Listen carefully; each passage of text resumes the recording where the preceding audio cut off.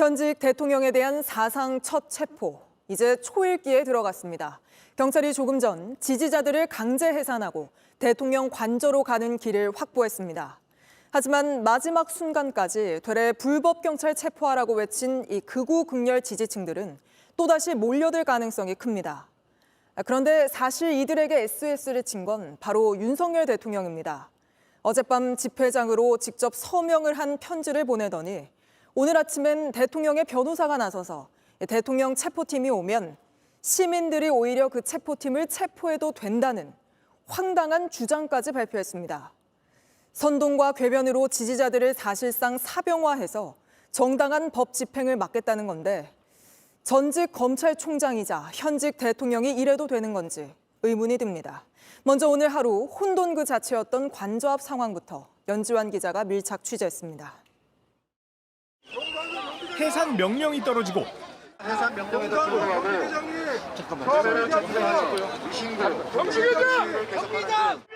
서울 한남동 관저 입구 앞에 모인 사람들이 들어눕기 시작합니다. 체포영장 집행을 막겠다며 모인 윤 대통령의 지지자와 극우 유튜버들입니다. 언론을 골라가며 기자회견을 진행한 김용현 전 국방부 장관의 변호인도 가세했습니다. 앞서 여러 차례 해산을 요청했지만 받아들여지지 않자 경찰이 강제 해산을 시도한 겁니다. 경찰이 일일이 지지자들을 뜯어내자 충돌은 갈수록 거세졌습니다. 경찰 체포하라! 끌려 나오는 동안 고성을 지르며 경찰을 밀치는가 하면 저항하다 사지가 들려 나오기도 했습니다. 김 전 장관의 변호인도 경찰을 고발하겠다고 소리를 지르며 끌려나갔습니다. 변호인 폭행을 중단하라! 법정 폭행을 중단하라! 일부 지지자들은 경찰의 바리케이트를 넘어뜨리고 소리를 질렀습니다. 탄핵 찬성 집회 참가자들과도 충돌을 이어갔습니다. 멱살을 쥐고 흔들어 넘어뜨리고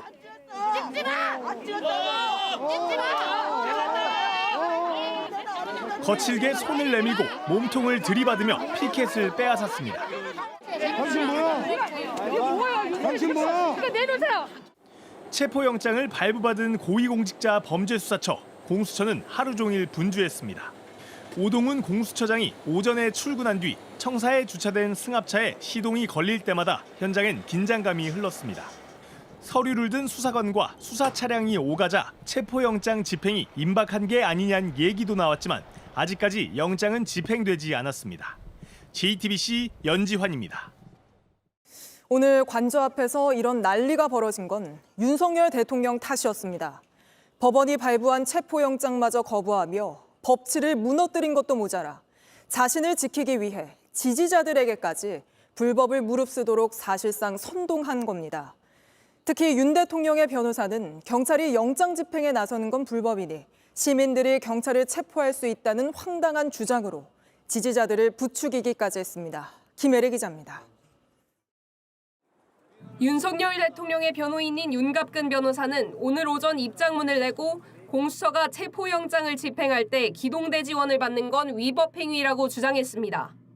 영장을 발부받은 공수처가 경찰을 수사지휘할 권한은 없으니 영장 집행도 공수처 검사와 수사관들만 할 수 있다는 논리입니다. 하지만 경찰은 관저 앞에 불법 집회를 통제할 뿐 윤 대통령에 대한 체포영장 집행은 공수처가 직접 할 예정입니다. 윤 대통령 측이 경찰 지원을 문제 삼는 건 경찰 도움 없이는 공수처가 집회를 뚫고 관저에 들어갈 수 없다는 것을 노린 것으로 풀이됩니다. 특히 기동대가 영장 집행에 나선다면 경호처는 물론 시민 누구에게나 체포될 수 있다는 대목은 집회 인원을 방패막이로 동원하려는 의도로 읽힙니다. 공수처의 협조 요청에 사실상 응답하지 않고 있는 경호처뿐 아니라 지지자들을 겨냥해 경찰을 물리적으로 제압하라며 경호사수대 역할을 노골적으로 요청한 것으로 볼 수 있습니다.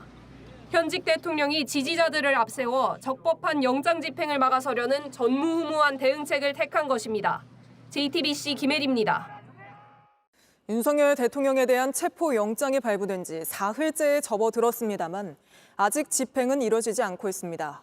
왜 공수처가 아직까지 전격적으로 나서지 못하는 건지, 그럼 도대체 언제 체포하러 나서는 건지 법조팀 박병현 기자에게 물어보겠습니다. 자, 박 기자, 공수처의 체포영장 집행 현재까지 이루어지지 않고 있는데 왜 못하는 겁니까? 이 결론부터 말을 하면 대통령 관저 앞에서 진행 중인 집회 때문입니다. 체포영장의 집행 과정을 관저 진입, 그리고 도착, 수색, 체포 과정으로 나눠서 하나하나 따져보겠습니다. 네. 먼저 관저 진입을 위해서는 그 관저로 이어지는 도로에서 지금 집회 중인 집회 참가자들을 통제를 해야 합니다. 그럼 이 집회를 누가 어떻게 통제를 하느냐 할지부터 논란이 생길 수가 있습니다. 경찰이 그 집회 인원을 현행범으로 체포할 수 있을지, 그러면 그 법적 근거가 무엇인지 따져봐야 하는 겁니다. 이 통제 과정에서 물리적 충돌이 혹시라도 발생하면 집회가 더 가격해지고 통제가 불가능한 상황까지 올 수가 있습니다. 실제로 윤 대통령이 지지 세력 결집을 호소하는 입장문을 낸 이후에 오늘 집회가 더 격앙된 모습을 볼 수 있었습니다. 이 모든 부분을 공수처와 경찰이 협의하는 과정이 길어지면서 집행이 곧바로 이뤄지지 못한 것으로 보입니다. 공수처와 경찰의 업무 협의가 이렇게까지 오래 걸릴 일인가 하는 의문이 들기도 합니다. 그 체포영장 자체가 무효라고 주장을 하는 그 윤석열 대통령 측에 빌미를 주지 않기 위해서입니다. 그렇기 위해서는 절차적 정당성을 확보하는 게 가장 중요한데, 당장 윤 대통령 측 윤곽근 변호사는 오늘 그 공수처가 경찰 기동대 지원을 받는 건 법적 근거가 없다라는 입장문을 냈습니다. 네. 이 법적으로 공수처가 경찰에 대한 수사 지휘권이 없는 건 맞습니다.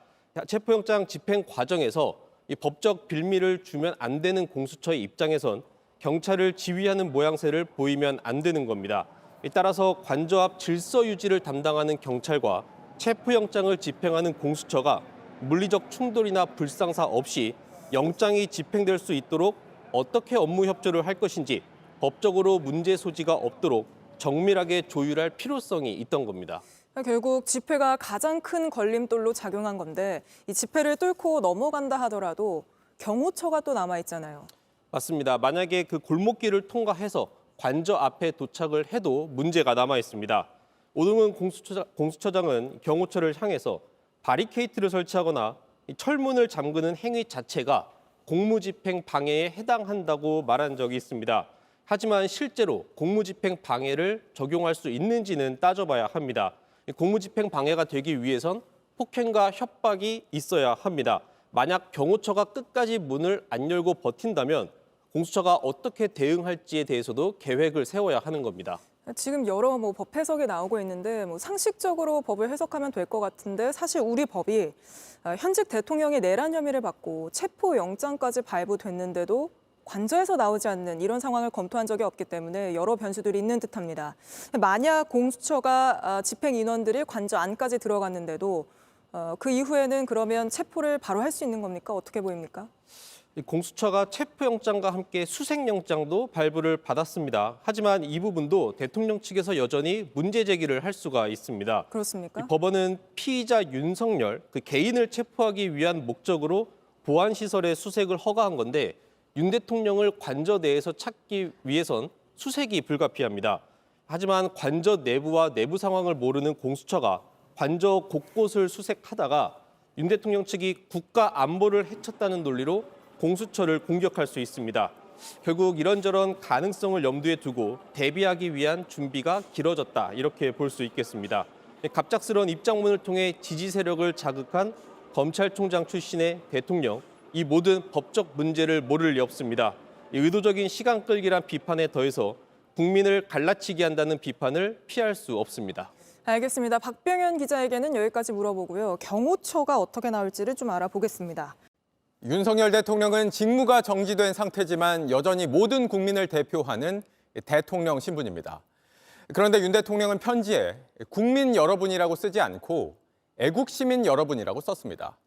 편지는 대통령의 언어가 아니라 극우 유튜버의 언어들로 채워졌고 지금도 유튜브를 보고 있다는 걸 숨기지 않았습니다. 임예은 기자입니다.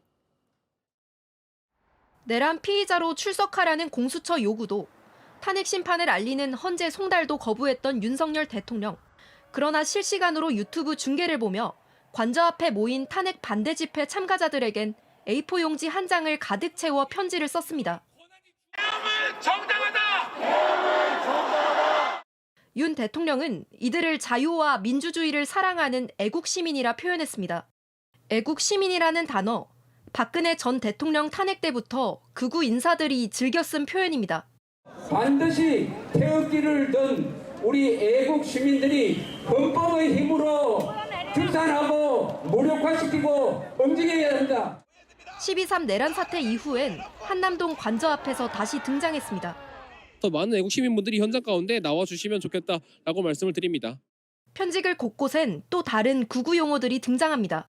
주권 침탈 세력과 반국가 세력의 준동으로 대한민국이 위험하다는 주장은 계엄을 합리화하던 극우 유튜버의 모습과 닮았습니다.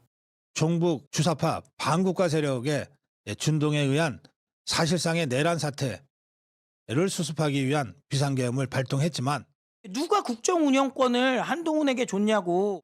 유튜브 생중계로 탄핵 반대 집회를 보고 있다고 언급한 윤 대통령. 극우 성향 일부 지지자들을 향한 호소를 이어가고 있습니다. JTBC 임예은입니다. 계속해서 제주항공 여객기 참사 소식입니다. 경찰이 참사 원인을 밝히기 위해 본격적인 수사에 착수했습니다. 무안공항 관제탑 등을 압수수색한 데 이어서 김입의 제주항공 대표를 출국 금지했습니다. 정영재 기자입니다. 경찰 수사관들이 파란 상자를 들고 나옵니다.